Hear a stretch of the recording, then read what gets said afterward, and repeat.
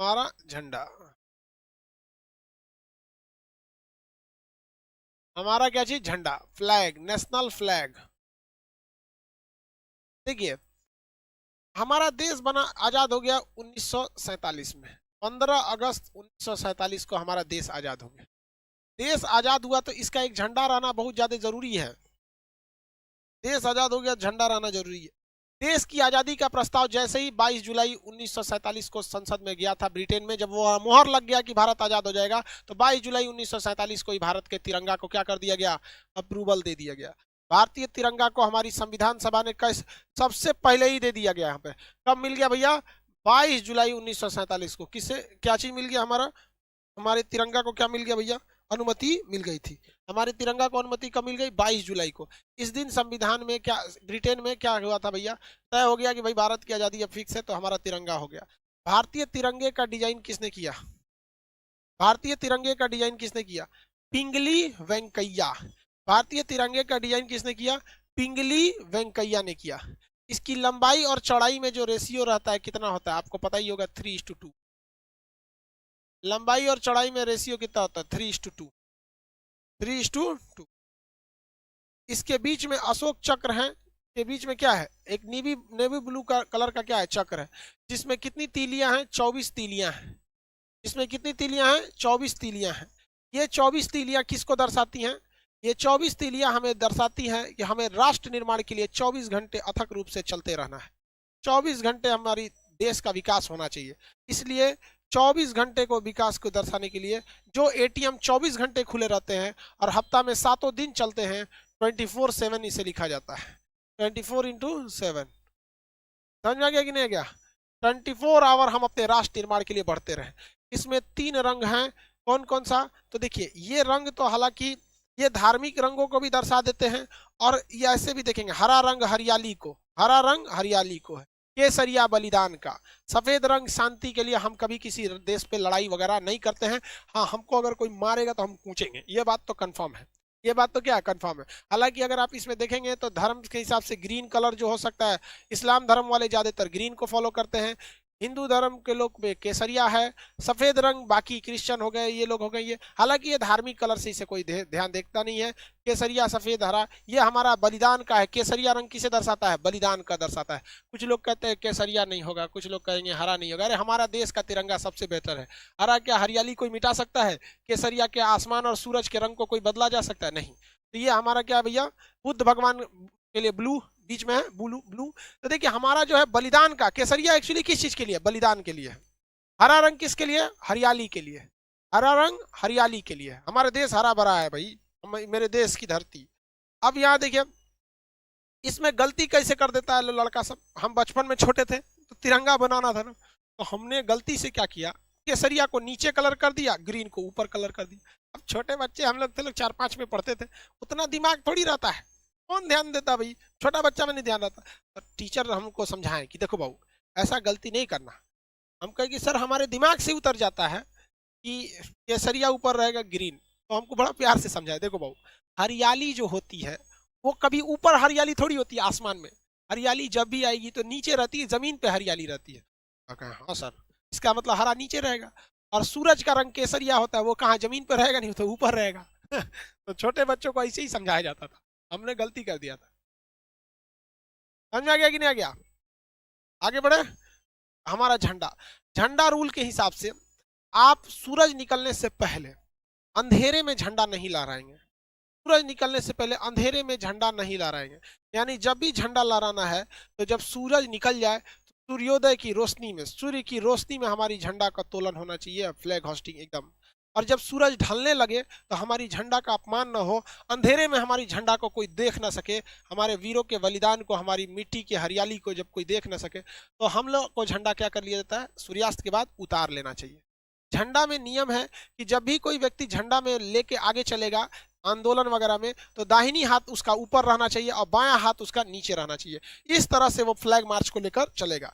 यहाँ पे झंडा को इस तरह से, ये नहीं कि दहीना दहीना हाथ कहाँ रहना चाहिए, ऊपर रहना चाहिए, राइट हैंड इस तरह से लेके वो मार्च करके चलेगा। समझ में आ गया कि नहीं आ गया। अब जैसे मान के चलिए कि अगर सैनिक हैं, अगर हमारे देश के सैनिक हैं, तो सैनिक को परेड वगैरह लंबी दूर तक नहीं रहना। अब मान के चले किसी को आंदोलन करके लेके जाना है झंडा, तो उसे क्या करना है, अपनी गाड़ी पर झंडा सबसे ऊंचा रहना चाहिए। अगर आप किसी धार्मिक झंडे को इस झंडे के साथ लगाना चाहते हैं या भारत में रहकर किसी अन्य देश का झंडा लगाना चाहते हैं, तो कोई भी झंडा भारत के झंडा से ऊपर नहीं हो सकता। जैसे मान के चलिए किसी को अपना केसरिया झंडा लगाना है, किसी को हरा, किसी को लाल, किसी को गुलाबी, किसी को कुछ भी, तो वो इस झंडे से नीचे रहना चाहिए। हमेशा हमारे नेशनल फ्लैग का रेस्पेक्ट बना रहना चाहिए। हमारे झंडे से ऊपर किसी का झंडा नहीं रहना चाहिए, किसी को कोई दिक्कत नहीं। देश के अंदर अब पता चला अमेरिका में गए हैं, कहेंगे कि हमारे झंडा ऊपर रहेगा, तो भाई अमेरिका के लोग का देश वो अमेरिका है, वो अपना झंडा ऊपर रखेंगे, तो ये तो बेवकूफी हो जाएगी ना भाई। आपका नियम अपने देश में लगता है। अब एक चीज और ध्यान दीजिएगा, मान के चलिए रूस के राष्ट्रपति व्लादिमीर पुतिन भारत में आए, तो व्लादिमीर पुतिन जब भारत आते हैं तो बताइए उनके सामने उनका झंडा नीचे रखेंगे, हमारा झंडा ऊपर हो जाएगा, तो भाई उनको भी तो खराब लगेगा। हर व्यक्ति को तो अपना देश प्यारा होता है। तो जब कई सारे झंडे एक साथ लगे हों तो भारत का झंडा उस झंडे के दाहिने साइड रहना चाहिए। किस कहाँ रहना चाहिए? दाहिने साइड। मान के चलिए रूस अभी हमारा मित्र है, तो हमारा अपने मित्र को तो हम भी निराश नहीं ना करेंगे। नेशनल भाई सबके लिए इक्वलिटी का बात है। तो जब कभी भी आप अपने देश में किसी दूसरे के झंडे को बराबरी रखते हैं, जैसे कोई भी देश, आप पाकिस्तान वालों की बात नहीं कर, भारत में रूस वगैरह की बात, तो हमें क्या करना है, उसको राइट साइड में रखना है। अपने झंडे को कहाँ रखना है? राइट साइड में। अगर कोई आंदोलन या जैसे किसान आंदोलन चल रहा है, तो किसी को अगर उसमें तिरंगा लेके जाना है और अगर दाहिनी हाथ से उठा के ऐसे थक गया है, बेचारा कितना दूर ले जाएगा? सैनिक तो है नहीं, आम आदमी सैनिक की तो नहीं रहता है, तो उसे अपने दाहिने कंधे पे क्या करना है? झंडे को ऐसे रखना है, दाहिने कंधे पे झंडे को रख के लेके चलना है। और याद रखना चाहिए कि जो व्यक्ति दाहिने कंधे पे झंडा को रखा है वो आंदोलन में सबसे आगे रहना चाहिए। आंदोलन में क्या रहना चाहिए? सबसे आगे रहना चाहिए। और झंडा कभी भी जमीन से टच नहीं होना चाहिए, इससे हमारे झंडे की क्या हो जाएगी? बेइज्जती होगी। तो झंडा ऐसे तो उसे दाहिना हाथ रख के झंडा को हमेशा ऊपर लेके रखना है, लेकिन जब कभी भी थक जाएगा तो उसे कहाँ रखना है? अपने दाहिने कंधे पे लेके। और आंदोलन मार्च में वह सबसे आगे रहना चाहिए। ये इस नहीं तो इस तरह से बहुत ज्यादा झंडे का अपमान एकदम सरासर गलत है। अरे भाई जो देश प्रेम नहीं कर सका उसको खुद को सुसाइड करके मर जाना चाहिए। क्योंकि यार एक जानवर को भी अपने खूंटा से बहुत प्रेम होता है, जहां उसे बांधा जाता है ना उसे वो बहुत प्रेम करता है, वहां उसे गंदा नहीं करता है। और कैसे लोग हमारे देश को लोग उल्टा सीधा बोल देते हैं। हम अपने झंडे का देखिए, एक जाने अनजाने में कभी हो गया, जैसे कभी हम 26 जनवरी को आप देखेंगे सड़क पे कभी कोई तिरंगा गिर गया है, तो कोई जानबूझ के नहीं फेंका होगा, जाने अनजाने में उसे गिर गया होगा, तो आप कम से कम उसे उठा लीजिए। जो अपने देश का सम्मान नहीं कर सकता उसे नरक में भी जगह नहीं देना चाहिए, उसके लिए नरक से एक अलग नरक बनाना चाहिए, तो उसको मरक बनाए, उसको राष्ट्र चीज हमेशा आगे रहना चाहिए। लेकिन कभी कभी हमारे देश पे बहुत बुरा संकट आ जाता है, तो जब कभी भी देश पर बुरा संकट आता है तो झंडा को उल्टा लहरा दिया जाता है। पहले इतना तो समझ में आ गया भाई हमारे देश का झंडा सबसे अच्छा रहना चाहिए, तिरंगा बातें अलग है भाई। हमारे देश के झंडा की सबसे बेहतरीन, पहली बार भारतीय झंडे को विदेश में किसने लहराया था? किसी ने कोई बता सकते हैं? जर्मनी के शहर स्टुटगार्ट में लहराया गया था 1907 में। किसने लहराया था बताइए, किसने लहराया था? अंतर्राष्ट्रीय सम्मेलन में हमारा तिरंगा सबसे पहले किसने लहराया था? मैडम भीखाजी कामा। एक सैल्यूट उस वीर महिला के लिए, भारतीय स्वतंत्रता की जननी कहा जाता है मैडम भीखाजी कामा को। तिरंगा झंडा लहरा दिया था 1907 में, जब हम गुलाम थे तब लोगों ने देखा कि भाई ये किसका झंडा है, तब पता चला कि भैया ये देश भारत का ये क्या है? झंडा है। समझ में आ गया कि नहीं आ गया? किसी को दिक्कत है तो बोले, किसी को कोई दिक्कत? आगे बढ़े।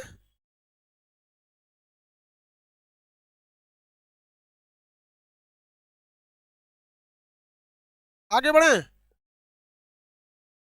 अब देखिए झंडा के साथ दो कंडीशन। ये जो झंडा ऐसे सीधा है, अगर हम इसे ऐसे कर देंगे झंडा को, तो टेबल कुर्सी पे जब झंडा रहता है तो दो झंडे ऐसे रह जाए तो कोई दिक्कत नहीं है। दो दो झंडे अगर तिरछा हो जाए तो कोई प्रॉब्लम नहीं है। जैसे ये देखिए, अभी कोई दिक्कत नहीं, अभी कोई दिक्कत नहीं है, अभी कोई दिक्कत नहीं। लेकिन अगर हमारे राष्ट्रीय स्मारक जैसे सुप्रीम कोर्ट, राष्ट्रपति भवन, इस सब पे अगर जो झंडा सीधा लगता है वहां का झंडा तिरछा नहीं होना चाहिए। लगाया गया था, एक सेकंड बाबू झंडा लगा देते पहले, यही ना? ठीक है, झंडा लगना, झंडा जैसे राष्ट्रपति भवन का झंडा है, अगर इस झंडे को इस तरह से झुका दिया गया तो समझ जाइएगा कि देश का बहुत बड़ा क्षति हुआ। तो राष्ट्रीय शोक अगर होता है, दुख दर्शाया जाता है कि ऐसा दुख जो पूरे देश को लगा है, तो उसमें राष्ट्रीय झंडा झुकना चाहिए। जैसे हमारे एपीजे अब्दुल कलाम का जब निधन हुआ था तो हमारा झंडा झुक गया था। हमारे पूर्व राष्ट्र प्रधानमंत्री अटल बिहारी वाजपेयी जी का जब निधन हुआ था तो हमारा झंडे को क्या किया गया था? झुका दिया गया था। तो जब देश को एक अभूतपूर्व एक बहुत बड़ी क्षति हो जाती है, कोई बहुत बड़ा देशभक्त या बहुत बड़े व्यक्ति की जब निधन हो जाती है, तो राष्ट्रीय शोक मनाने के लिए, ये दिखाने के लिए कि हमारा पूरा देश आज शोक में डूबा हुआ है, हम अपने झंडे को क्या करते हैं, झुका देते हैं। हम अपने झंडे को क्या कर देते हैं, झुका देते हैं। समझ में आ गया कि नहीं आ गया? किसी को कोई दिक्कत नहीं, आगे बढ़े। अब एक होता है उल्टा झंडा। उल्टा झंडा का मतलब ऐसे नहीं होता है कि लकड़ियां ऊपर कर देंगे, ये उल्टा झंडा नहीं है। उल्टा झंडा का सेंस क्या होता है कि केसरिया कहाँ हो जाएगा, नीचे, केसरिया कहाँ हो जाएगा, नीचे, और ग्रीन वाला कहाँ हो जाएगा, ऊपर।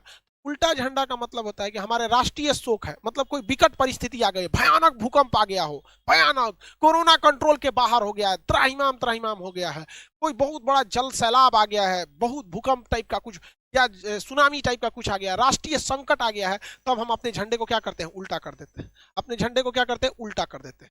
ये हमारे झंडे का उल्टा। भगवान न करे कभी हमारे देश पे ऐसा संकट आए, हमारी भारत माँ का झंडा हमेशा लहराता रहे शान से एकदम। यहाँ पर राष्ट्रीय शोक जो है भाई हमारे देश में कभी कभी तो होते ही रहते हैं, जैसे